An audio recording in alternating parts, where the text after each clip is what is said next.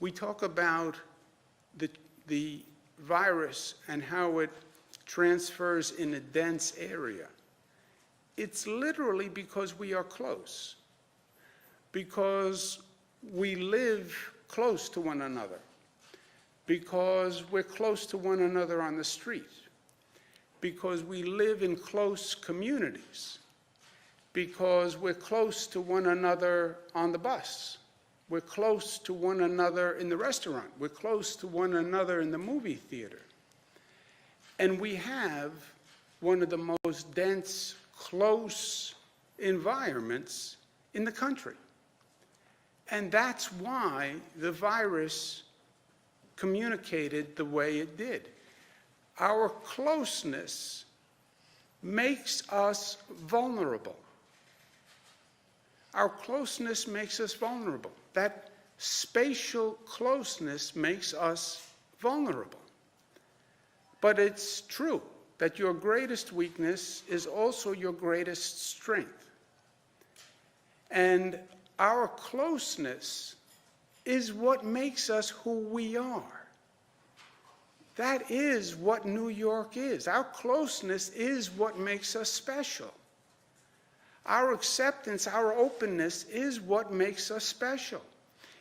It's what makes us feel so connected one to another. It's what makes us so accepting of one another. It is the closeness that makes us the human beings that we are. The closeness is that New York humanity that I think exists nowhere else. The closeness is what makes our sense of community. And there's a gentleman who I still look to for guidance and for leadership and for inspiration. He's not here anymore for you. He's still here for me. But he said things more profound and more beautifully than most other people ever have. And one of the things he said that is so appropriate for today: we believe in a single fundamental idea that describes better than most textbooks and any speech that I could write what a proper government should be. The idea of family, mutuality, the sharing of benefits and burdens for the good of all, feeling one another's pain, sharing one another's blessings, reasonably, honestly, fairly, without respect to race or sex or geography or political affiliation.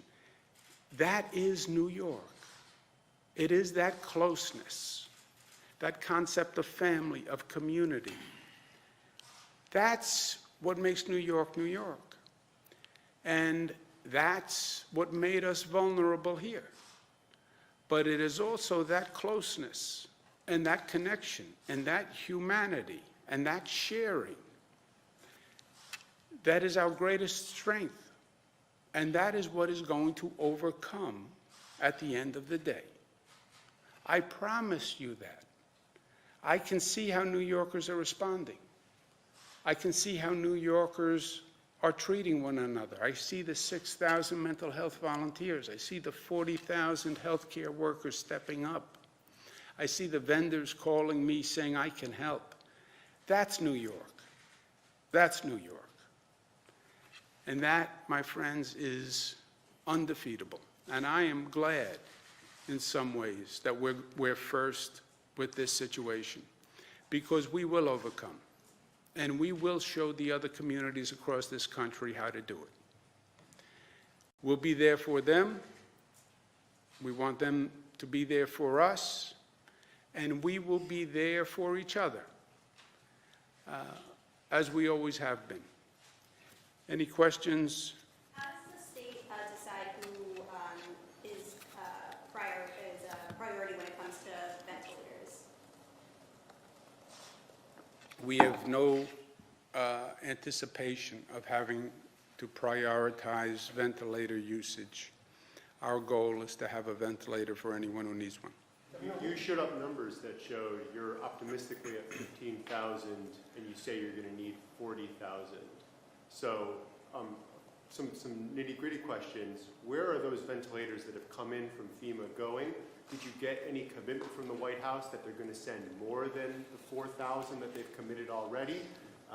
And what is the plan to increase that number the same way you have a plan to increase hospital beds? Yeah, it's a good question, Jimmy. First, the ventilators that are coming in, we're putting in the stockpile. We'll deploy from the stockpile as we need them. Literally deploy on a need basis, right? So if one hospital calls up and says, we're overwhelmed, this is what we need, we'll be in a position to deploy. The increase the beds is within our control, right? There are beds in this state. They're not hospital beds, and you have to figure out how to convert them to hospital beds, and you have to figure out how to get access to them. But we have beds, so that is a logistical, operational challenge. How do you turn a dorm room into a hospital bed, right? How do we build a hospital in Javits Center? The ventilators are different. We don't have them. The federal government does not have them either. No one has a stockpile of these. The federal government has to acquire them the same way we have to acquire them. I'm working with the White House in creative ways to acquire them, getting companies to ramp up, getting companies to retrofit other machines, this rolling deployment methodology, but nobody has them. There is no medical stockpile in Washington that magically can make them appear. There was a report in 2015 where the state suggested, or a task force suggested, maybe New York should increase its stockpile. Any reason that that wasn't done? Jimmy, that's not the fact, and you know it. Read the fact checkers on it. There was an advisory commission called Law and the Life and the Law, that had a chart in 2015 that said if you had the 1918 Spanish flu pandemic, you may need X number of ventilators. There is no state in the United States that bought ventilators for the 1918 Spanish flu pandemic. The federal government did not buy ventilators for the 1918 Spanish flu pandemic. Nobody in the world bought ventilators in preparation for a 1918 Spanish flu pandemic. The number of cases that you're reporting, how many of those have resolved? And are there, in other words, the woman who came back from Iran, is she clear now? And are we still reporting cases even though they have resolved? Yes. Short answer is yes. Do you know, Dr. Zucker, the number of people who've resolved? Does anyone have that here besides the Hopkins number? We have hundreds and hundreds of people who have left the hospital, and those are individuals who have resolved. And there are many other individuals who never even came into the hospital, and we can try to get you an exact number on that. Yep. The mechanism for reporting that, because the state last night, I think you changed your criteria, so the county's telling them to, that the rules for clearance have changed at this point, right? Right. Let's talk a little bit about that, what was behind that? Well, we were following the CDC guidelines and recommendations that after 7 days, if you were positive, and after 7 days of being positive, and as long as you were more than 72 hours without symptoms, then you can go back to work. But just excuse me 1 second, Jess. This is the best data, okay? This is Johns Hopkins.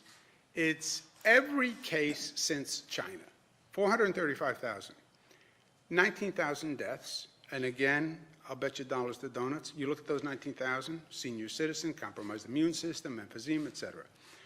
Recoveries, 100,000, right? Roughly 25%, pending 300,000. But yes, the recoveries are recoveries. You get it.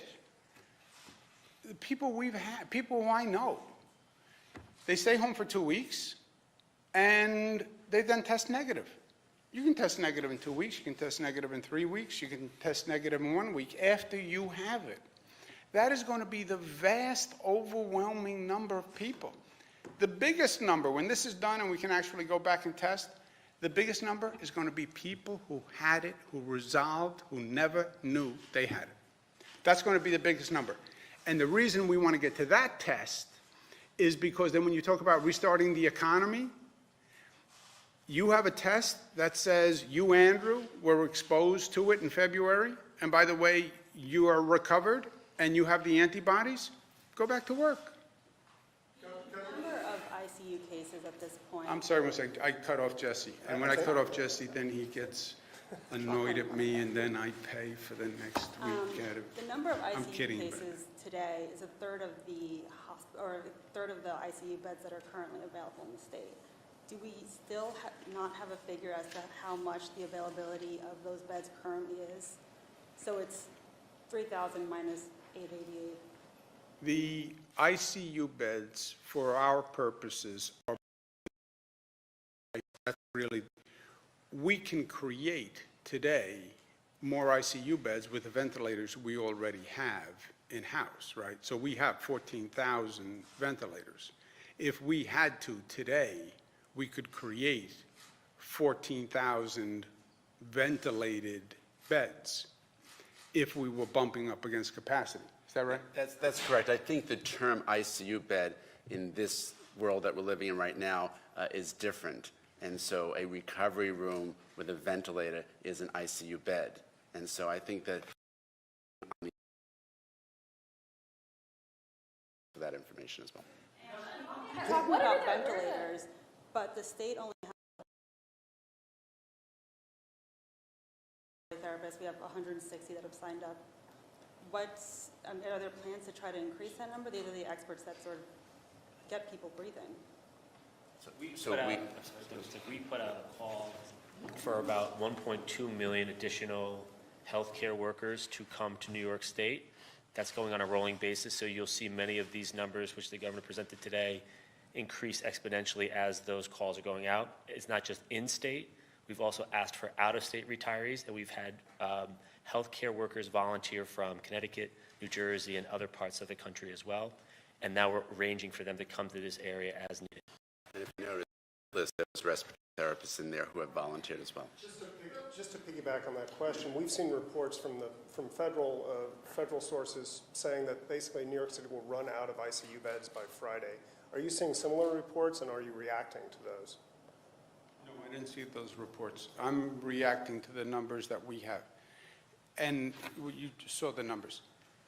The current number of ICU beds with ventilators, that's one number. If you bring, Jesse, the ventilators we have in hand and add those to beds, that number goes up 14,000. And how quickly will that happen? We can move them on, in a day. When you say they're in a stockpile, is that a stockpile here in New York City? Stockpile here.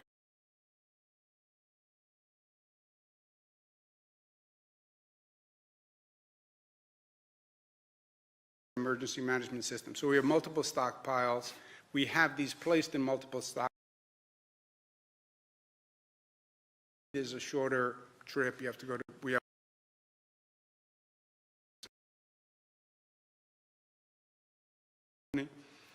stockpile in my basement, just in case the stockpile runs out. But you haven't started building that out as of yet.